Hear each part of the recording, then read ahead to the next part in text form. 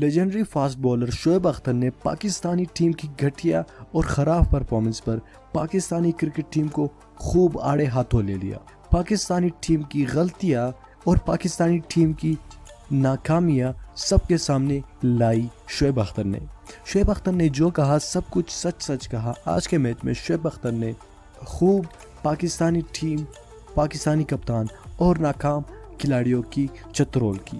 شعیب اختر نے سب سے پہلے سرفراز احمد کو آڑے ہاتھوں لیا کہ اگر تم نے ٹاس جیتا اور پھر بولنگ کرنے کا فیصلہ کیوں کیا، جب تمہیں معلوم ہی ہے ایک میچ تم پہلے بیٹنگ کر کے جیت چکے ہو انگلینڈ کے خلاف، آپ نے پہلے بیٹنگ کرتے ہوئے اچھی کارکردگی دکھائی، تو پھر آپ نے اس میچ میں پہلے بیٹنگ کیوں نہیں کی؟ کیوں نہ پہلے بیٹنگ کرتے اور اچھا سکور بناتے اور اپنی بولنگ اٹیک سے آسٹریلیا کو چیس کرنے نہیں دیتے؟ یہ آسان کام تھا۔ شعیب اختر کا کہنا یہی تھا۔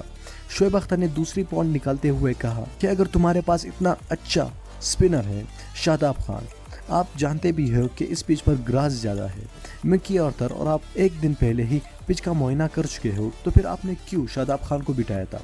دوستوں، ہم آپ کو بتاتے چلے کہ شاداب خان نے انگلینڈ کے خلاف انتہائی اہم اور اچھی کارکردگی دکھائی تھی۔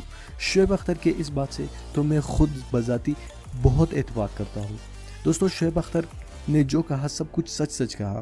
پاکستان کی ٹیم کی ناکامیاں اور خرابیوں کو سب کے سامنے لایا۔ شعیب اختر نے یہ بھی کہا کہ ہمارے بھارت کے سامنے کیا ناک رہے گی اگر تم لوگ اس طرح پرفارمنس دو گے۔ شعیب اختر نے اور یہ بھی کہا کہ خدا کے لیے آئندہ ایسی غلطیاں مت کرنا، ابھی بھی ہمارے پاس میچز باقی ہیں، ہم کم بیک کر سکتے ہیں، ہم باؤنس بیک کر سکتے ہیں۔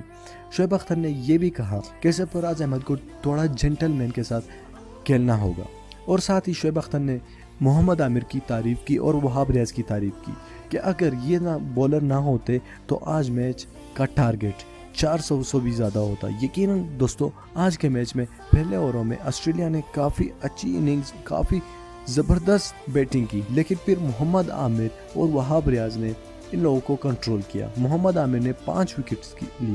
دوستو، شعیب اختر کی ان تمام باتوں اور ٹپس اور ٹرکس سے آپ کتنا یقین رکھتے ہیں، کتنا متفق ہے، آپ ہمیں کمنٹ کر کے بتائیے، اور پاکستان کی ہار کی سب سے بڑی وجہ آپ ہمیں کمنٹ کر کے بتا سکتے ہیں۔